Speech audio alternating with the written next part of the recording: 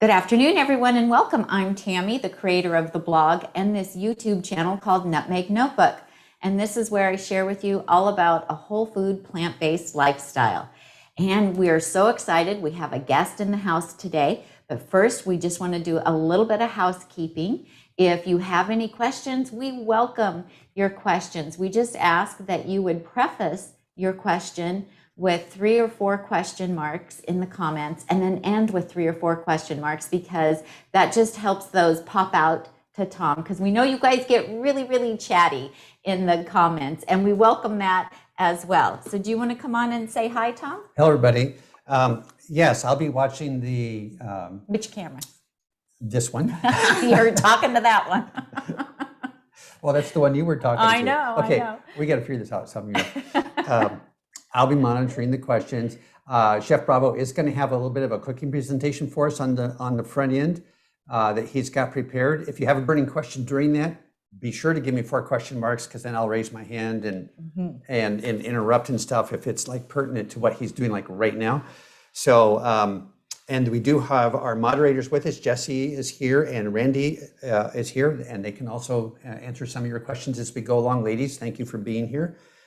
And with that, I think we should probably say hello to Chef Bravo. And Okay. Well, I'm going to give him a little introduction first. Okay. I mean, we all know who he is, but maybe there might be somebody new in the audience that doesn't know who he is. Are you switching me to the other camera? I am. So Chef Ramses Bravo has been the executive chef at TrueNorth Health Center since 2007. You guys have heard me talk about TrueNorth. It's in Santa Rosa, California, about a 2.5-hour drive from us. Following 8 years of chef's training and working for a high-end California hotel, it was quite a change for him. And maybe he'll tell us a little more about that after his cooking demo. When asked what he loves most about working at TrueNorth, he said that I have been able to embrace my role as a cooking teacher. I teach adults across the country, and I would like to say he teaches adults across the world to embrace eating healthy food, cooking and eating healthy food. He also teaches children at his daughter's school about how to cook and teaches them about healthy eating. Chef Bravo's hobbies include photography, writing, human behavior. That happens when you rub elbows with Dr. Doug Lyle.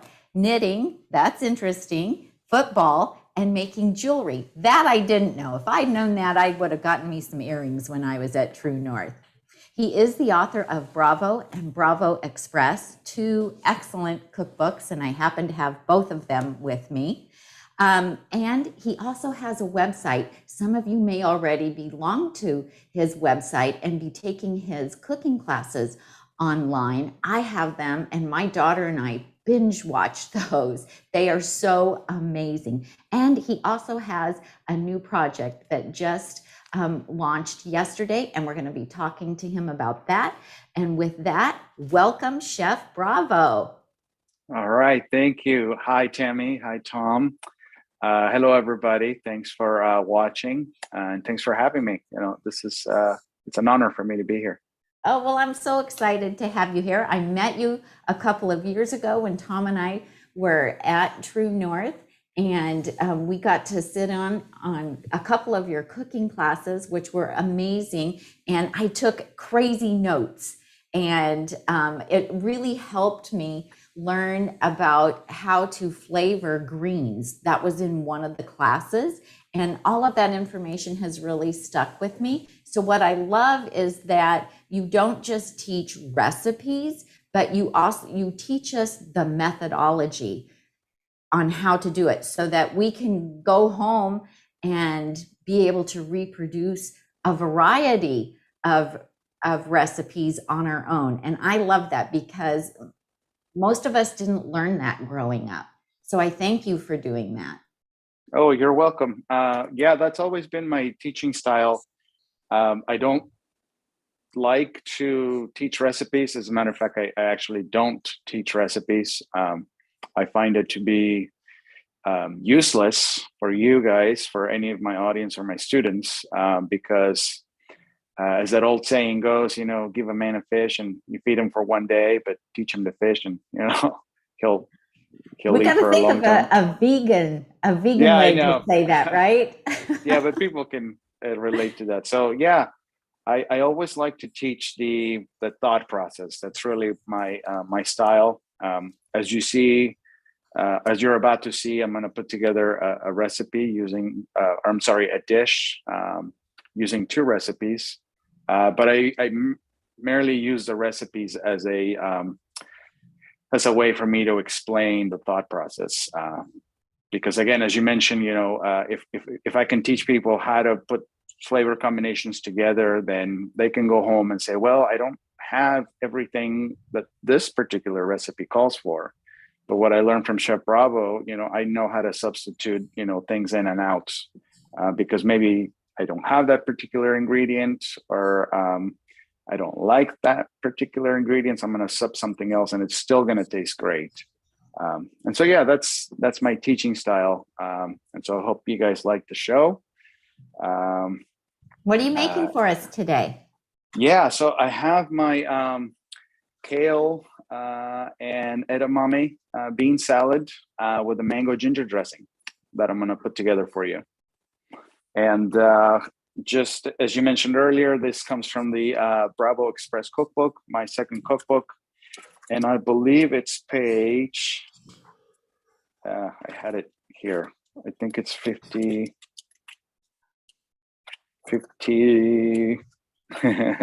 48. 48. The salad, it's on page 48. The dressing is page 51. So if you have a copy of that, you can follow along. And so here we go. We can start the show, right? Yeah, great. Look at the colors. Look at the color of that kale and those peppers. It looks beautiful. Yeah. So I sometimes I or not sometimes, I like to think myself as like a one-trick pony. That's really all I am. I like to put food together with three things in mind: flavors, colors, and textures. And you're going to see that all in this one particular dish. So color-wise, I'm going to bounce off between the red, the peppers, and the green of the kale. I think color is important because before we taste anything that's presented to us, the very first thing we see for most of us is we're able to see it and look at it. And a lot of times we go for something, whether it's tasty or not, just because of the way it looks. So if a dish is trying to sort of seduce you and allure you to say, hey, come and eat me, the very first thing that it's going to use, it's the way it, you know, the colors and the way it looks to entice you. And so that's part of the successful process. And so I'm going to start here real quick with the kale. Kale, chard, collard greens, mustard greens. Very simple to remove the stems. If you're right-handed, you hold with your left hand at the tip of the stem and you pull with your right hand. And you can sort of get on a pretty cool groove here. Go one right after the other. And do not throw out your stems. The stems are perfectly good for making vegetable broth. If you are, you know, in your kitchen often and you use vegetable broth, you know that you can buy it at the store for like $2.99, $3.99. I always make mine by using all the scraps that I collect and put them in a pot. You know, all the odds, ends, pieces, stems, peelings, trimmings, cores, and then you put them in a pot, bring it up to a simmer. Half hour later, you have free vegetable broth because you made it using scraps, things that you would normally throw away. So that alone can save you some money. Now I have my leaves here on top of one another. Some people talk about massaging the kale. What that essentially does is as you break down the veins, you make it less stiff, kind of a thing. For this particular salad, I think it's unnecessary because as I grab my knife and sort of split all the leaves in half and then stack them on top of one another, I'm going to cut this, shred this kale fairly thin. So the whole massaging thing is sort of unnecessary because it's going to be so thin that, those little pieces of veins there from the kale, they're not going to be too stiff necessarily, again, because I'm slicing it so thin. So now, Tami, maybe you can tell me if you look at the recipe, there, page 48, for exact quantities. I'm not Sure. big on precise quantities. You wouldn't necessarily think that, since I've written a couple of cookbooks, but I always like to say, hey, you know what? If, in this case, for example, if the recipe calls for a certain amount of kale and then you end up with one leaf left over, you might as well throw it in, because you might end up wasting it, and that's money down the drain. Or if you're short one leaf, it's not gonna, be the end of the world. So Totally don't know agree. exactly. So the Don't know recipe exactly says 4 cups. 4 cups. Yeah, 4 cups of kale, lightly packed. 1, 2, 3, 4. Hey, look at that. I love it. There we go. So kale is in. Now, if you take a look at the kale here in the bowl and I say, hey, would you like some of this? Your answer would probably be no, because there's nothing there of interest. There's, some green stuff, and that's about it. It looks dry. It looks plain. There's nothing interesting about it. So no, I will not have any of that. And I would say, okay, not a problem. Let me give my knife a quick wipe here. Wipe the cutting board as well. Ask him while he's transitioning. So Chef, Yep. Chef Bravo, can you talk to us about your knife? People want to know what kind of knife you're using, and is that a favorite knife? This is my one of my personal knives. This is a 8-inch. I forget the term of it. It's got these sort of indents. Yes. It's a Mac knife. That's the brand, MAC. Not related to the computer products. It is a Japanese blade. I love these knives because they are the blades are thinner compared to like a German with a Woodstoff or a Henkel's. And for me, because they're thinner, they're lighter. And also because they're thinner, they seem to stay sharp longer. So I always prefer these. A Mac knife, MAC. Mac knife, yeah. MAC, 8-inch chef's knife. There is. I know, I can't think of what that's guard. called either. With those little dimples in it. I have my knife is like that too, but I can't remember what it's called. What these do, if you're wondering, what happens is a knife without these. If you're cutting something like a squash or a potato, as you slice, the potato will stick to the knife, and then you're like having to stop after every slice to push the slice of potato off. What these do is they create air pockets in with the whatever you're slicing, so that as you cut, they don't stick to it. It's a hollow edge. Yeah. Oh, Tom says it's called a hollow edge. Yeah. Hollow edge. Okay. Yeah. Let me. I'll put it. I'll just drop it in the show notes here. But yeah, it's okay. They're calling it a Mac hollow edge. Steel. I love this guy. I also do have my other chef's knife, which is a little bit longer, and it does not have those indents, and I love it too. But this is probably the one I use maybe 80% of the time. Okay, great. That's a new brand for me. Oh, you should try these. These are awesome. Okay. However, I always tell people, people ask me, what knife should I get? And I always say this. Knives are like shoes. You can go into a store, and if you're a size 10, not every size 10 shoe is going to fit you right. So for knives, I always recommend people to go to like a cutlery store and say, hey, sir, can I please see different brands of 8-inch chef's knives that you have? and then pick up every one of them. And there will likely be one that feels just great in your hand, which is how I came across this particular brand many, many years ago. And then after that, I always knew that the Mac knives were a perfect fit for my hand. There are others out there, like Global it's a popular knife company. Again, you also have your Woodstoffs and your Henkels and the Victorinox. So just go out there and, you know, whatever feels just right in your hand, that's probably your best bet. Okay, great advice. All right. So a quick show on peppers. There's a quick trick on slicing these. Problem with bell peppers is that the seeds tend to get everywhere. So I cut the top, bottom, and then I stand it up.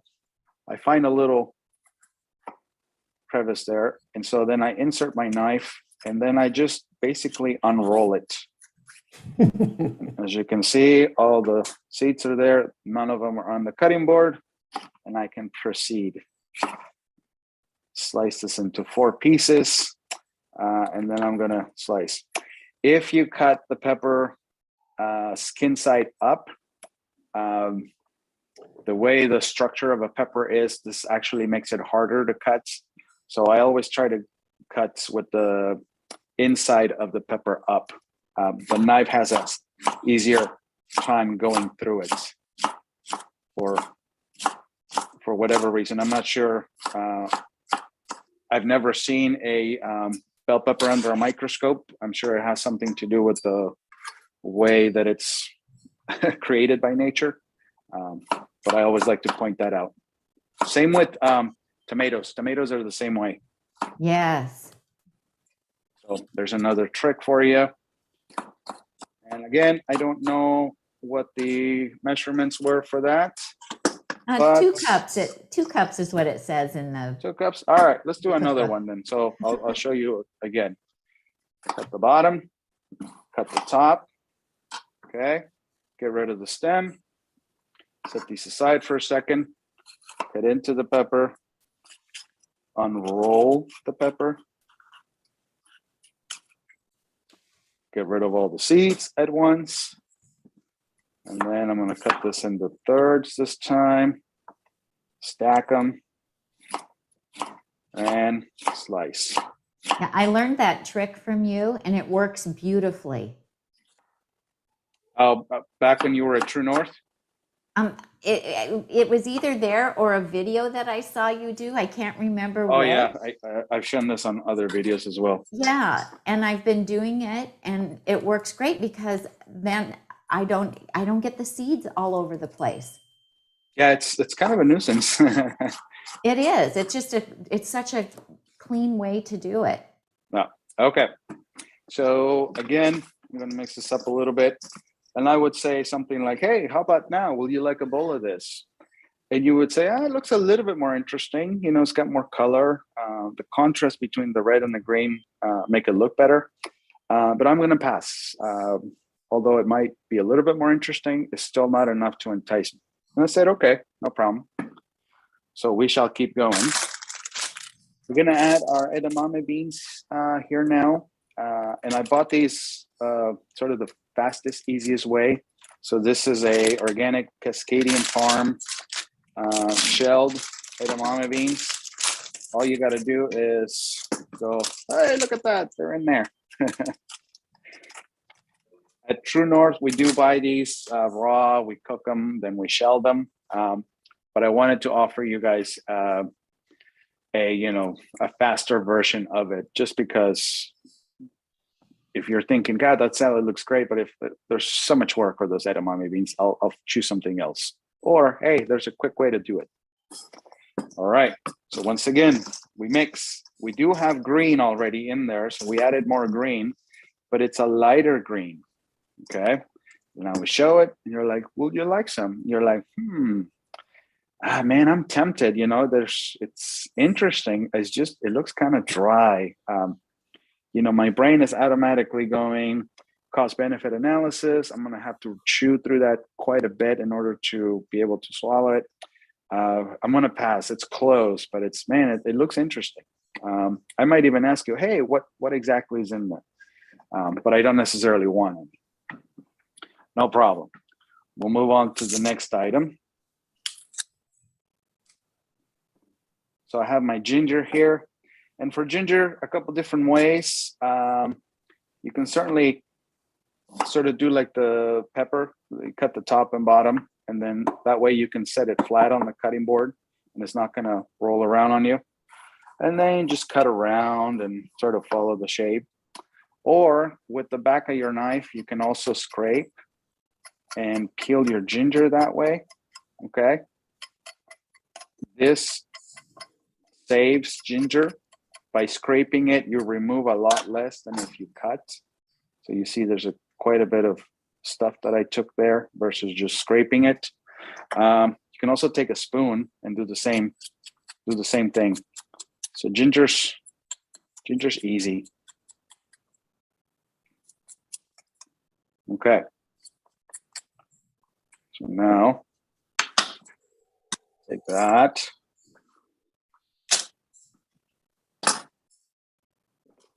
Wipe down my knife again. And now I'm going to slice my ginger here.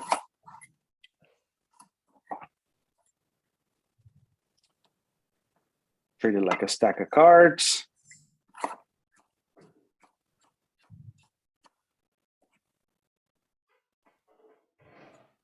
Do some slices here first. And then the other half. Now sort of line them all up again and go the other way. Now I have some diced ginger. There are certain tools that you can buy to do this, like a mandolin type. If you prefer doing it that way, not a problem. I always like to do this with my knife.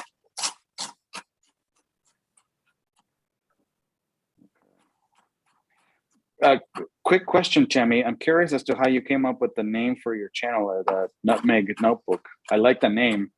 I'm just curious as to. You know, I started it before I was ever plant-based. I started it back in 2009, and I didn't adopt a plant-based lifestyle until 2013. And so we were just sitting around with our daughter, and everybody was we were trying to think of, you know, names, because I knew I was going to start a food blog. And our daughter said, well, let's just make a list of all the things like food related that you really like. And I had recently then discovered fresh nutmeg. I had grown up using the pre-ground that you buy at the grocery store. And then I was in a nice little kitchen shop and came across the whole nutmeg and a nutmeg grinder. And so that nutmeg got put on the list. And then I come from a long line of really excellent home cooks. And my grandmother used to keep notebooks with her recipes written in spiral bound notebooks. She used to listen to radio shows, and they would give out recipes over the radio, and she would write them in a notebook. And I have done that for years. And so somehow we just came up with Nutmeg Notebook. Oh, that's nice. So it's a bit of a tribute to your grandma along the way. Yes, absolutely. Because her love of cooking really, you know, inspired my mom to be a wonderful home cook. And, you know, and of course they're from the era where they made everything from scratch. They made their own bread and rolls and all of that. So cool. Nice. I like that. Yeah.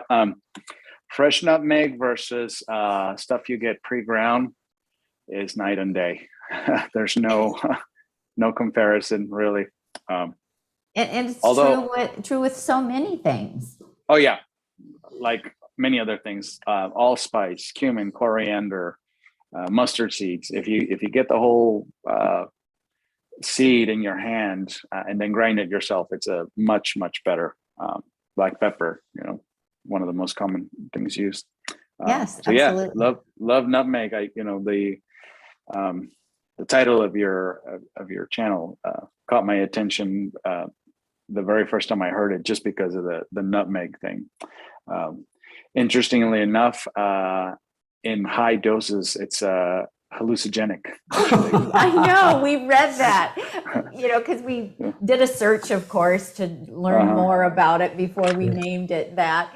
But I was like, nah, I'm still going to do it. And AJ has tried to get me to change it over the years. Not recently. She Not stopped. recently, but over the years she did. And she was like, nobody knows that it has anything to do with plant-based. And I was like, well, when you first came into the plant world and you were Chef AJ, Chef AJ doesn't bring anything, right?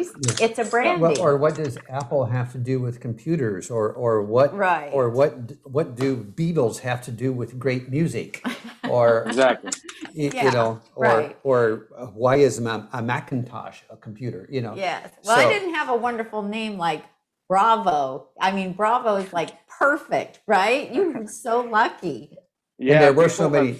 And the name was already in place before we went plant-based, so it was I want to hear what he's going to say. Kind of too late to put the plant-based, the plant. Yeah, that works. People have asked me, "Is that your stage name?" And I'm like, "No, that's my name. That's what I was born with." So yeah. Yeah, that was very lucky.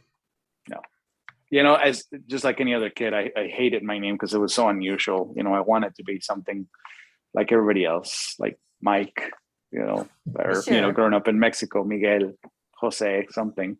But now that I'm grown up, it's like, it's awesome. I love it. Yeah, it's wonderful to not be the same.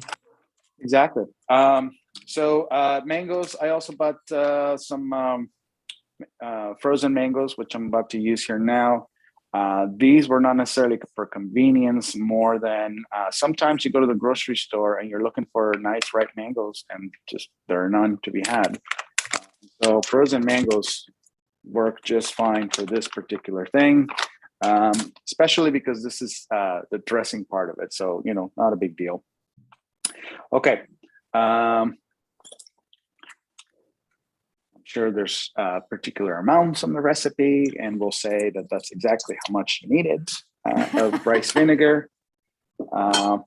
Usually I gauge my dressings this way,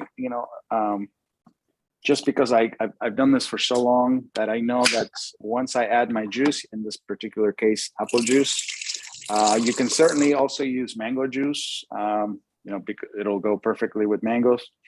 Apple juice to make a sauce or dressing, it just provides sort of sweetness, and it doesn't necessarily overpower other flavors. So I like using apple juice because it sort of blends into whatever else you're trying to do. I always like to use unfiltered organic if possible, but definitely unfiltered, because some companies filter their apple juice, and you can see it because it's so nice and clear.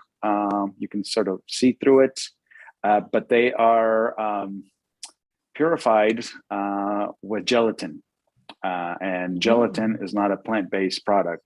Gelatin comes from chicken feet and hooves and bones and cheeks and all that good stuff. And so they put it in there, and because they take it out, they don't have to mention it in the ingredient list, and they just say, well, it's just apple juice. It's nice and clear. So I always just do the unfiltered. Okay, mangoes. I did not know that about apple juice. Thank you for sharing that. And I'm sure it's the same for any other juices. Pineapple juice. I don't know what else people buy. Peach juice. Things like that. If something is really clear like that, it got filtered in some sort of way, as I just described. Egg whites sometimes is used as also for clarification, just FYI. Right. So ginger goes in. Because I added some ginger to the salad, I don't necessarily want to use as much over here. In the dressing itself, if I'm just making dressing, what I'm thinking is I'm trying to combine spicy, which is the ginger, with something sweet, which is the mango. So it's a sweet and spicy, a combination that somebody came up with many, many centuries ago, millennial. What's the word? Millennium, right? 1,000 years, century, 100. Anyway, sorry. Somebody came up with this combination of sweet and spicy many, many, many, many years ago. For as long as humans have used it, it has worked. And as long as we cook and put sweet and spicy together, it will continue to cook. That's why I mentioned before, I'm just a one-trick pony, because I use flavor combinations, colors, and textures in order to put my food together. I don't really do much more than that. I love that. So we have a question for you. Yeah, absolutely. Chef.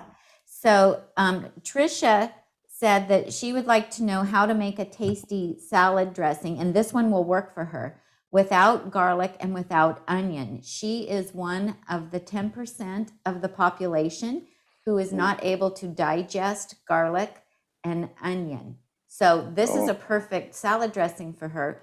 Is there something that she can sub for garlic or onion in salad dressing recipes? It would be sort of first of all, let me say, I'm sorry that you deal with that, because that's actually one of the hardest things for someone like me to make good food for somebody who has that issue, because onions and garlic provide so much depth of flavor to soups and stews and sauces and all that. But as far as salad dressings, a lot of time they're in there just for a little bit of background flavor. Off the top of my head, I can think of many of my own dressings that do that, where the onions and the garlic are there for that sort of particular, purpose, either background flavor or for their spiciness of it, if it's in the raw form.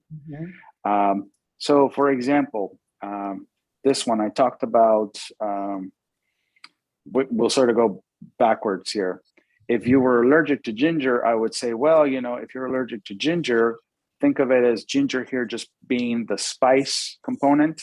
So you could sub garlic for it. In a different dressing where there's garlic in there for the spicy aspect of it, I would say, well, just think of something else that's spicy, such as ginger, or maybe some jalapenos, or if you can do even spicier, red chili flakes, serranos, maybe chipotles. And so you're substituting a spicy component for another spicy component, rather than what is going to be the most ginger-like item that isn't ginger, because then that gets a little bit more complicated, in my opinion. So I'll just say, this ingredient is spicy. I can't use it. Let me find something else that's spicy. Or I can't have mangoes. Some people are allergic to mangoes. I say, no problem. Mango simply sweet. What else can we use that's sweet? Persimmons, peaches, apples, a nice ripe pears. And then suddenly there is no problem with mangoes. Right. So I hope that answers the question. Yeah, Lucy is offering that a friend of hers uses hing sauce. Hing spice instead of garlic. I don't know what hing spice is. Do you know what that is? Neither do I, actually. Okay. Sorry. Okay, so dressing in. Low speed at first.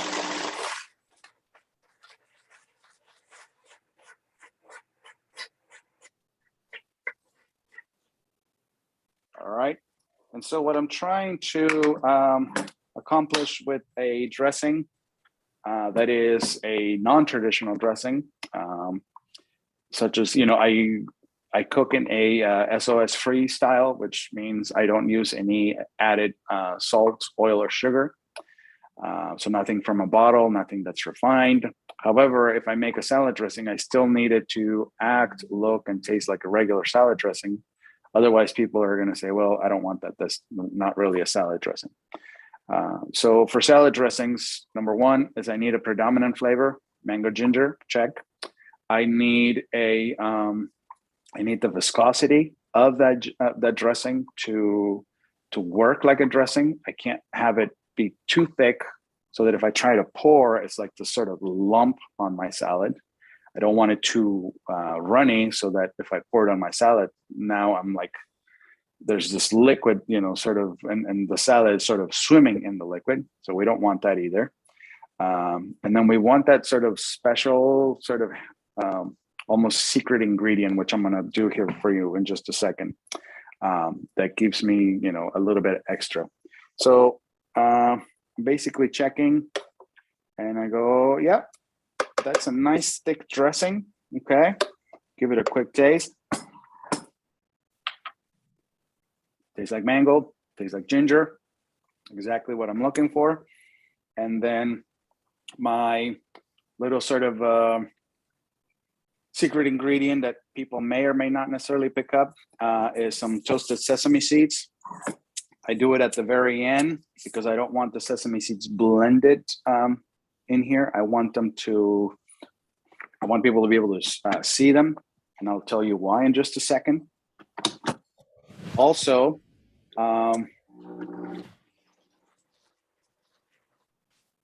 when I make this dressing, a lot of times what I'll do is I will sort of check for the ripeness of the mango first before I add the rice vinegar. Sometimes the mangoes are not necessarily at their ripest, meaning I don't have to counteract a little bit of acidity with the sweetness. So I sometimes leave it off depending on how ripe the mangoes are. And switch spoon so I don't double dip.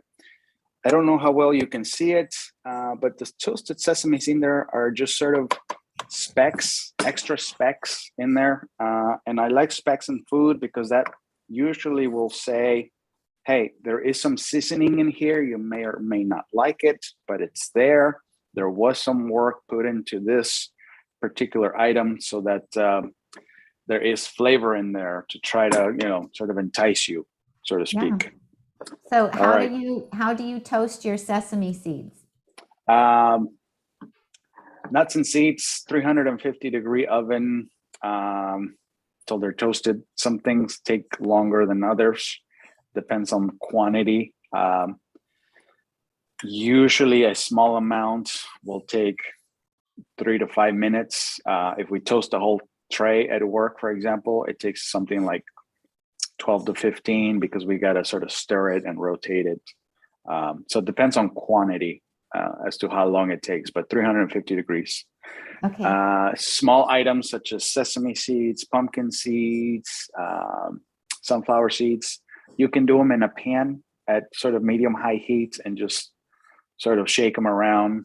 Don't just put them on there, turn it on, and come back 5 minutes later because they'll be burnt. You got to, shake them as you go. And the smell will tell you when they're ready. Okay. Last thing I wanted to say, I didn't taste the mango. You didn't see me taste the mango. Frozen mango is sort of a pretty consistent product. I know that it's going to be sweet. Also, because I have the kale in the salad, and kale has a saltiness to it, I went ahead and added the vinegar, regardless of whether the dressing itself needed it or not, because I knew this was going to be part of the whole salad itself. All right, so now I have my salad here. I'm going to stir around, and suddenly what was at first something that looked boring, dry, uninteresting because there was no contrast to it, is now turned into this, there's some greens, a couple of greens, and there's red. And I see that it's, there's a sauce in there. I don't know what it is, but man, it looks good. It doesn't look dry. And I see little specks of things in there. I'm interested.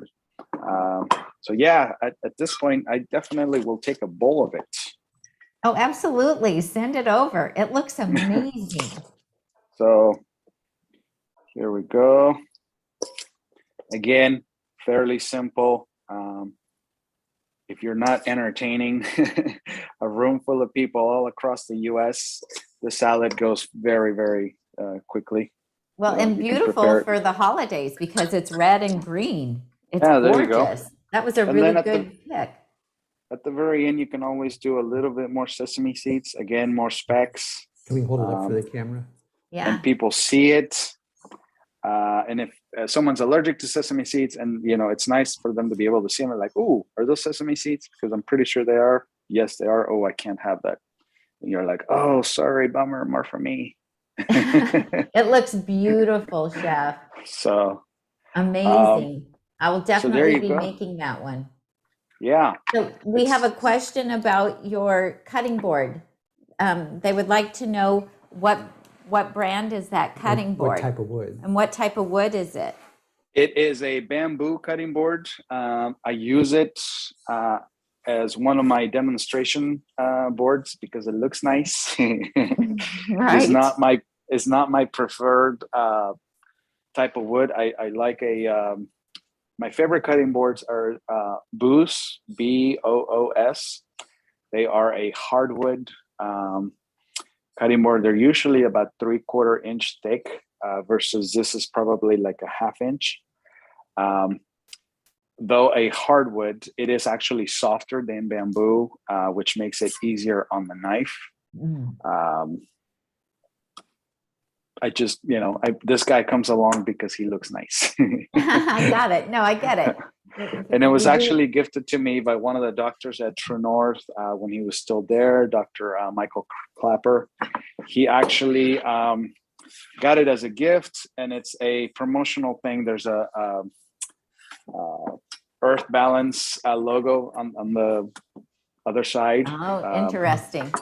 Yeah, That's and so he didn't want it because he's also SOS free, and as we all are at TrueNorth. But I said, sure, doctor, I'll take it because it'll look nice. I can flip it over and nobody has to see the Earth Balance logo. There you go. Earth We have Balance being a I was just going to say Earth Balance is a sort of a butter substitute, but it's still oil. So. Right. Sarah wants to know, can this salad be dressed ahead of time without it getting too soggy? Ahead of time, as in maybe 20 minutes, yes. Okay. Beyond that, probably not.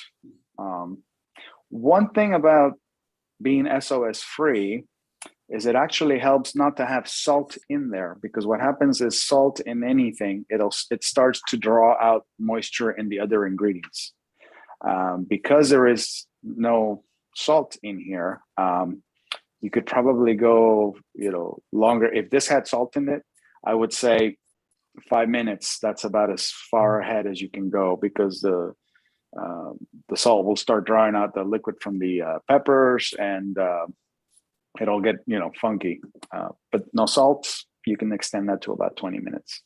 Okay, so we could prep the greens and the salad dressing, and then just dress and then them just mix as it we're gonna right eat. before. Yeah.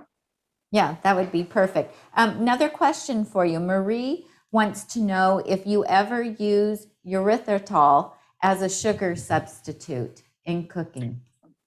No, don't even know what that is necessarily. Anything that has sort of a chemical name, I steer away from.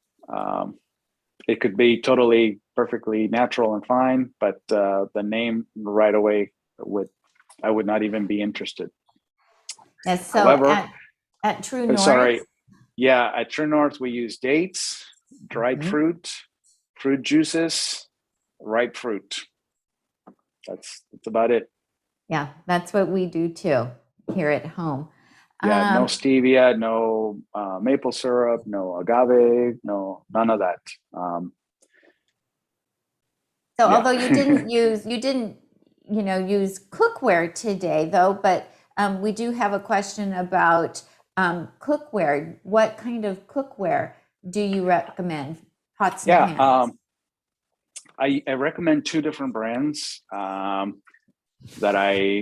anytime people ask me, and you can find this, by the way, on my website, bravopb.com, my last name, and then pb for plant-based.com. There is a recommended products tab on there. So the 2 brands of cookware that I use are All-Clad. That is my own personal stuff that I use at home. And specifically the D5 line. wonderful, wonderful cookware. They heat up nicely. They're nice and even, though pricey. If that is a problem, I recommend the stuff I use at work, which is Winco, actually, WINCO. Much cheaper and still nice and durable. It takes the abuse. They heat up nicely, evenly. My mom does not have a pot here that I can show you. So a pot set, let's say, would be about this size, a 3-quart kind of size. For an all-clad, that's about 130, 150. I don't know the prices off the top of my head. For a Winco, that's more like a 35, 40. Well, huge price difference. Yeah, there is. And that's why I recommend both lines. Yeah. Both of which I use. I don't recommend anything that I don't use. So just so you know, but I know price is definitely a thing to consider for people. So if you can afford it, all clads are amazing, and if not, the Wincos will be awesome just as much. Okay, great. Thank you. What about anything that's non-stick? Is there anything any kind of non-stick? I use the pans. I give my mom things, and then I told her I was going to do this, and she cleared everything. She didn't leave anything for me to show. She didn't leave anything for you. Yeah. So the bread, again, also on the recommended products tab on my site, Ozeri, Ozeri. It is a stone-cutted pans, which I came across because they will work on induction burners. Which is a big thing for me because I have induction at work and at home. So having pans that would work on that would be great. So I think they're like for a 10, 12-inch size pan, it's like 35, 40, which is fairly reasonable. And as long as you treat it nicely, no metal. Ramses, I think your phone, I'm sorry to interrupt. I think your phone is getting a phone call because it just went to your name. So we lost your video signal. Oh, so sometimes it happens to us if somebody likes calling in when we use our iPhone as a camera. There you are. You're back. You're back. No, it was somebody sent a text. Yeah, a text or a low battery notification has done that to us. So, okay, so the Ozeri, how did you discover it? Amazon, the place where you can buy anything you could possibly think of. Okay, yeah, absolutely. I'll take a look at that. I haven't heard of that one before. Yeah. Let's see. I've got to check. Oh, when you were talking about making your own vegetable broth and you save all your scraps, is there anything that you wouldn't put in? Any vegetable scraps you wouldn't put in? So outer layers, the dried up, crinkly outer layers of onions and garlic, those will make your broth bitter. Same with eggplant peelings and any trimmings from artichokes. Those never go in my broth because it'll make it bitter. Depending on where you live and what kind of budget you have, I tend not to use any non-organic stuff in my cooking, and therefore there is no non-organic scraps going in the broth. But I know that you guys live in all sorts of different parts of the world. Some of you would love to buy organic, but it's just not available. And for others, budget it's an issue. So if you don't have a problem with that kind of thing, by all means use it. But yeah, those 4 things are the major ones. Okay, great. That's good to know. Yeah. So what do you think is the most difficult for people to get to overcome when they're cooking? Is it more difficult to get rid of the salt, the oil, or the sugar? The salt. It's very often that people at TrueNorth, where I work, will come in on the first day, they taste the food and they just kind of shake their head. And then a couple of weeks later, after their taste buds have sort of readapted, they have neuroadapted to the levels of sodium that we use. then they taste the food and they're like, oh man, the chef's kind of getting the hang of it. He's doing much better now. When in fact it's the same. It's just some people, when they come in, their tolerance to the sodium is much higher. So yeah, salt is the hardest. Yeah, I have to agree. It's hard. Yeah, although I will say that when you don't cook with oil, so for example, the dressing that we make, Dressing Anywhere USA has this sort of golden ratio of 3-to-1. So this would have been the ingredients going in there, but for every cup of it, there would have been 3 cups of oil added to it. And then what will happen is, when I did my tasting thing, the oil would have just coated my mouth. And essentially it would have been like, if this is my tongue, it's like a blanket right on top. And then my taste buds can't register what it is. And so how people deal with that problem is then they add a bunch of salt to it. And then the flavor can sort of register. The taste buds can go, hey, brain, mango ginger dressing. Once the salt was in there, I could finally tell you what it is. Because I don't use oil in the dressing, I don't have the need for salt in it either. So the less oil you use, the less salt you need. Yeah, that's a beautiful thing, isn't it? It's so Yes, good for us. Yeah. Hey, let's talk about your new course that you have. First, I want to tell people that the recipes for what you made, you were gracious enough to allow us to share those. And those recipes are in the description of this YouTube video. So down below where it says see more, or there's a down arrow depending on what device you're looking at, the recipes are there. And then Chef Bravo has, he already talked about his BravoPB.com, and that's where he has his cooking courses. And then tell us about your new program that you have that just launched yesterday. It launched yesterday. So if you go to my website right now, you could sign up for one of my 2 online cooking courses.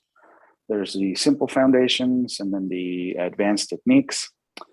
And so what happened was, here I am cooking away at TrueNorth and making healthy food and, teaching people, whether they're in person or at home, through one of my courses.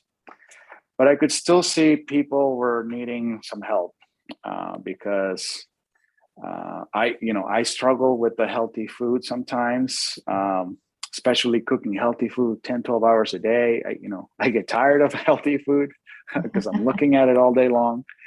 And I could see that in, people that come at TrueNorth, it's a struggle, fatty, salty, rich food is a big, it's a big draw for people. So I wanted to create something that sort of dealt with the mental aspect of it. So I decided to do a 3rd course, which is called Solutions for a Healthy Lifestyle program. And so in there, I talk about emotional eating and cravings and how to deal with an unsupported family structure. Like you want to be healthy in the house, but nobody else wants to, and that sort of deters you. And so you don't follow through with the healthy program or diet that you might be thinking of. And so I started, coming up with all these things that I saw people needed help with. And it just kind of grew and grew and grew. I have a great number of guest speakers that came on to the program. People have all across the US, we have a big issue with people not sleeping enough. So we have a sleep expert in there. My good friend, Chef AJ, talked about calorie density.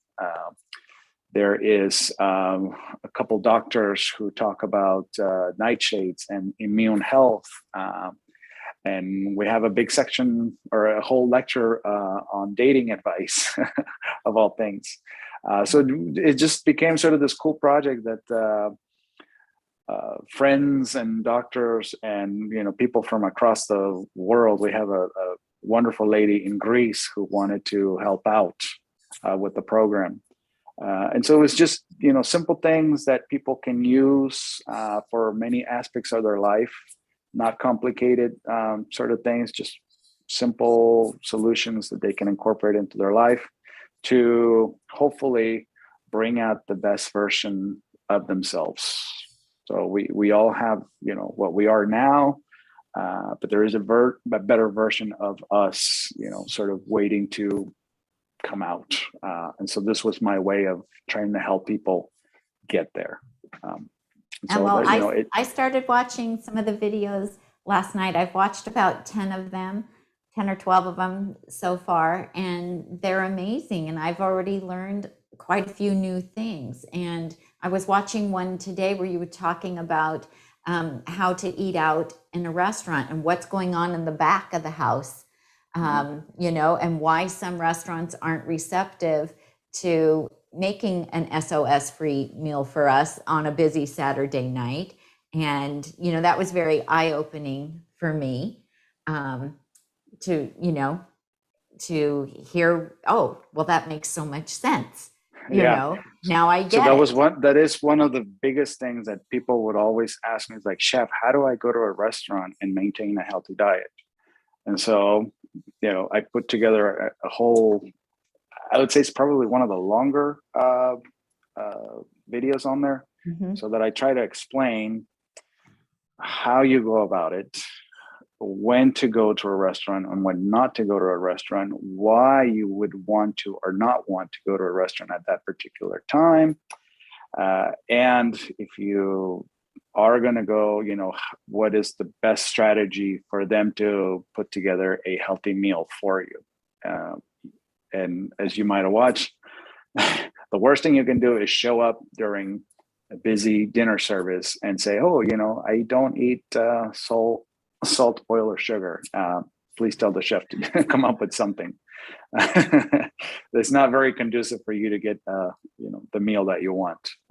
So I talk about the strategies of what you can do for that. Another text, Ramses. Another text. Oh my goodness. Sorry. That's okay. You're just popular. We get it. It's all right. Yeah, somebody was. It's okay. No, it was very interesting and informative, and I was, just before we went on air, I was watching the interview you did with our mutual friend Sia in Greece, and Sia. And she's awesome too. So it just looks like a wonderful course. Everything that I've seen so far is just amazing, so professionally done, and I highly recommend it, you guys. And the cooking courses, whether you are already a pretty good cook or you don't know anything about cooking, you will learn so much because there's such a learning curve to cooking SOS-free plant-based. And, your videos for that, you explain everything really well. You don't go too fast.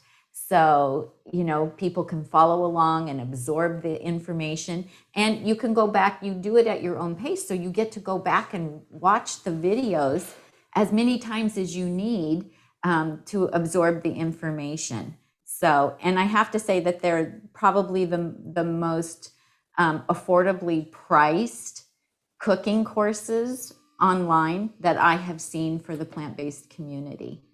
Yeah, thank you. I have a great camera crew that I've used for all three of my courses. They're great people. And as you mentioned, you buy any of them, or you can buy a bundle and get a better deal. But once you pay for them, you have them. They don't expire. A year later, you won't have to renew. You have it, you own it, and you can watch it at your own pace. Any of the videos you can watch as many times as you like. And I try to make them affordable because, I'm trying to do my part to make the world a better place. And, healthy cooking is sort of what I know. I'm not a superhero, but I know how to make healthy food taste good. Yes, you do. And you're passing it forward. And I love that. I love that you're doing that. Yeah. And so, if the other thing I just want to mention, if you like the demonstration I just did, a lot of what you see on those, the two first courses, which are all about the kitchen, you kind of see the style. I talk about, this is how you would cut a pepper to not have the seeds. And this is why we would put these two ingredients together because they'll work well together. And if you have this other ingredient in there, this one will not work well together with these other two for this reason. And so I explain a lot of that, again, the thought process, because I try to teach people how to cook. I don't teach recipes, because that'll only feed somebody one meal. And that's kind of pointless almost. So teaching the thought process is really my style, what I try to do for everybody. Yeah, and I love that, because then we can, get home and we can open up the refrigerator, we can see what ingredients we have, and we can, use those formulas to put things together to create a meal. Yeah, that's kind of my thing, because a lot of times, as great as, cookbooks are, like this one, right? A lot of times what you see here, like, oh, this recipe looks good. And then you open up the fridge and you're like, what's in there does not match at all what's in here. So now what? And so if you have this sort of thought process sort of in your mind, which I'm able to teach, I'm like, okay, I don't need this guy. I'm going to use what's in there to put together a great meal, because I know the process. And that's really what I try to bring to people. Well, you're doing a great job, and we so appreciate it. And I can't thank you enough for coming on today and making that beautiful salad. I'll be making that as soon as I get that gorgeous kale. I've got those red peppers, but I don't have any extra dark leafy greens right now, but that's beautiful. I can't wait to try that one. And that dressing looks amazing as well. Just want to remind everybody that go ahead, Tom. Remind everybody that the links for some of the many of the things that were mentioned, the books are in the show notes, the recipes are in the show notes, and then I did add a couple of things that Chef Bravo brought up as we were going through his demonstration. So when you refresh, those will also show up in your show notes, but not until after you refresh the page. And the link to his website is also it's all in there. Cool. There. All right. Before I forget, we'll do a giveaway real quick. I mentioned something specific about nutmeg. So the first person that sends me a email to Ramses, my name, RAMSES @bravopb.com, and tell me what I mentioned on the show, I will give you that the course we were just talking about for free. So wow, giveaway there for one person. So send a message now. And real quick, in that sort of spirit, if you don't have kale, collard greens would be good in here. If you don't have the edamame beans, lima beans would work as well. Peas would actually work also, though you would lose a little bit of the crunch, but peas would work. If you don't have the bell peppers, cherry tomatoes would work well in here as a substitution. If you don't have mangoes, peaches, persimmons, well, actually not peaches because they're out of season, but certainly persimmons or pears will help with that. If you don't have sesame seeds or you're allergic, pumpkin seeds or sunflower seeds will give you that sort of toasty aspect of it as well. So again, love for you to, buy a copy of my book, or if you already have it. But again, sometimes you don't have what's listed on the recipe, and you just go, okay, here's what we can sub: a sweet for a sweet ingredient, a red for a red ingredient, a crunchy for a crunchy, and then you just go, and the dish still comes out. So don't be afraid to mix and match. Yeah, because you can make up something different every time. I love you can make something better. You're like, oh yeah, watch this guy on the show and he made the salad. I made a way better version of it, and here it is. And absolutely go for it. Oh, that's so fun. Well, thank you so much for being with us today. We wish you the happiest of holidays, and I'm sure that your new course is going to be very successful in the plant-based community, and thank you for doing that for us. Thank you. Thank you for having me, Tami and Tom. I appreciate the invite. And if you ever want to have me again and do another show sometime next year, I'd be happy to. Yeah, absolutely. We would love that. That would be great. All right. All right. Thanks so much, Chef Bravo. Yeah. Thank you, everybody. Yeah. If you want to pop around your camera and go ahead and sign off, and then we will go ahead and finish up with the group here on our window. Okay. Thank you. Thank you so All much. Thanks. All right. Bye-bye. Bye. Hi, everybody. Wasn't that amazing? Oh, that salad looks so good. I can't wait to try that. I prepped all of our salads, so I've used up all of our dark leafy greens. So I've got to get some dark leafy greens so that I can make that. It just looks delicious. What are you looking at, Tom? Oh, there's an audio thing there. I don't know what it is. That has been sitting there the whole show on Okay. that little thing. Okay, well, it's not going out on the broadcast, so I guess that No, doesn't matter. it was just there. Is there an X? Yeah. Yeah, there's an X right there. You can X it out. Okay. So Chef Bravo is just, he's such a nice guy. He's so amazing. And truly his classes are so reasonably priced. And he hired a professional filming crew to help him with it. And so they are so professionally done and just beautiful. So, and Katie and I, our daughter and I, we just binge watch all the cooking techniques and everything because it's just so much fun.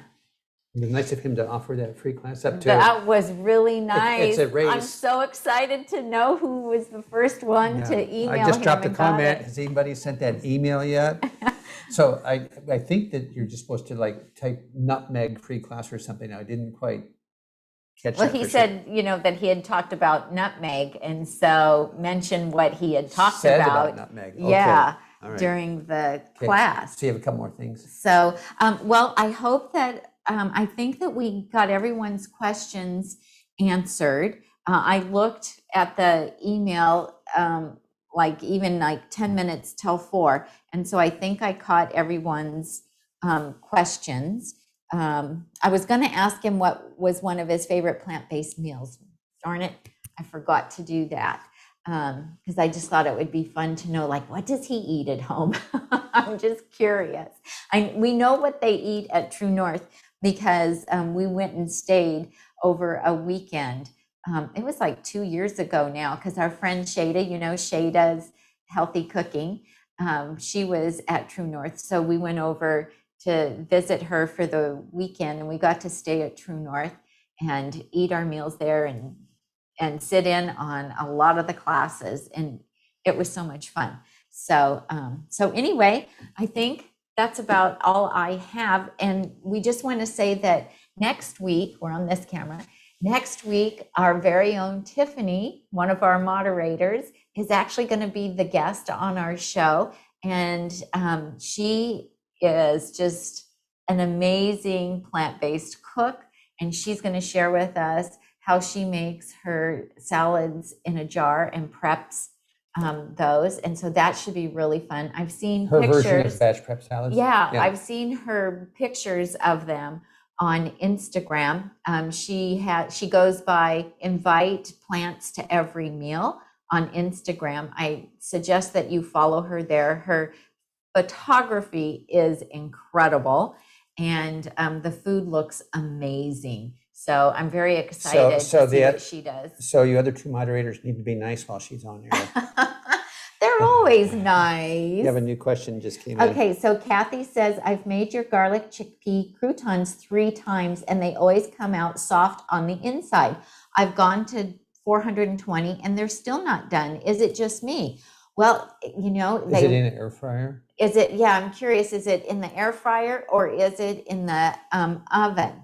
One thing that you can do, so I do do them in my air fryer, but I have the Breville, so I have a big sheet, so they can be well spread out. They need to have that air around them, and they'll come out crispy after 20 minutes for me. But overnight, they will get a little bit soft, and so this is so interesting. And so I'll just put them back in the air fryer the next day for maybe 4 or 5 minutes. All it will take, and then they'll be crispy again. And I'll let them cool completely before I put them in a container. That also really helps them to stay crisp. And then they will stay crisp usually until I'm done eating them. So, Kathy, are you doing those in the oven or in an air fryer? She's doing them in the Breville. I don't know because it works for me. So make sure that when you're doing the air fryer that you have the button pushed for super convection. That's very important. That's what the setting that it needs to have going when you're using the air fryer function. If you don't have that set, then you're not getting the full benefit. So what you might try doing is putting half of them on the tray and spreading them out and see what happens then. So when you first take them out, are they crispy? No, you say that they always come out soft on the inside. That is so interesting.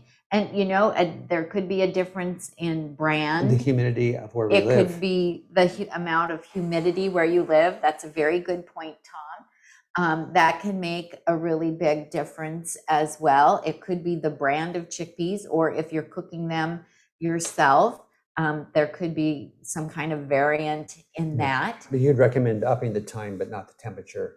Well, she upped the temperature to 420, and she said they're still not done. Well, the problem with going higher don't is add more temperature, just add more time. I would add more time because then they're going to get done on the outside. They're going to get brown on the outside and maybe not have time to get completely dried out through the middle. So, but try the next day then, try putting them back in, turning it on again to 400 and watch them closely because they will go from light brown to burnt in like a minute. We've experienced that, have we not?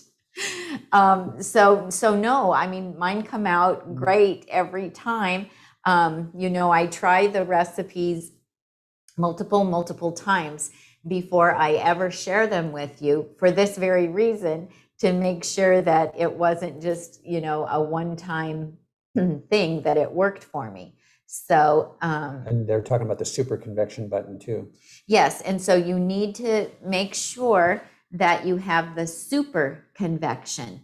So if you don't have super convection turned on when you do the air fryer function, you are not getting the air fryer full function, because there's a button that you have to press. So open up your manual and look, and there is a button that you have to press to have that turned on. Let's see. I'm just looking, Tom, to see. Tom's over here going to wrap it up. Running. running. So much for me trying to be subtle and do that off screen. Bean spiller. Well, you weren't being subtle. We're on I'm just watching the time. Okay, he's watching the time. All right. So anyway, that's what's happening next week. Do you guys have your holiday menus figured out for Christmas yet, and New Year's and all of that? I am going to be making lasagna and Caesar salad, and I'll be buying a couple loaves of good bakery bread for the rest of the family, and heating that up. And then I don't know what we're having for dessert yet. Usually our daughter is the dessert maker. And so, but I'm going to make 2 pans of lasagna because the grandkids and the adults will all eat it. Everybody's happy. And then I don't have to make a whole bunch of side dishes. It's all just in the pan, which makes it easy. So I do love that.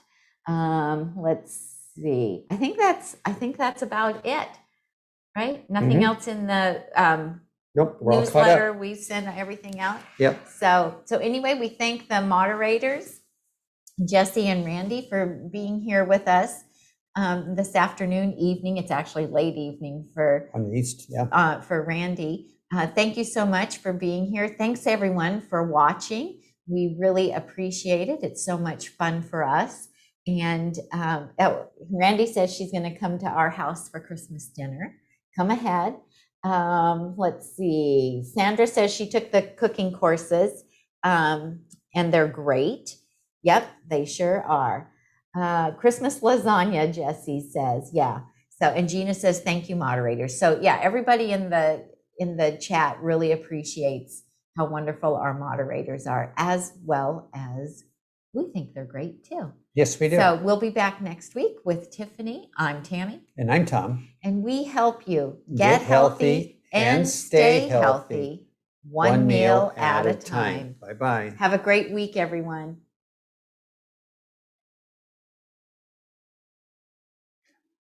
Hold on. Are we signing off? Well, I don't have my, I don't have the ATEM open.